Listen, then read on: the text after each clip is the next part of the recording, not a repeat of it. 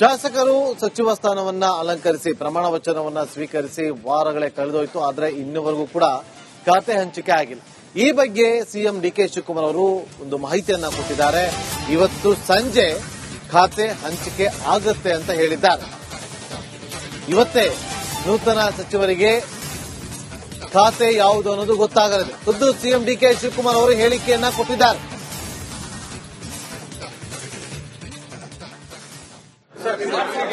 So portfolio allocations can be expected to be done today, sir. Today we'll do it.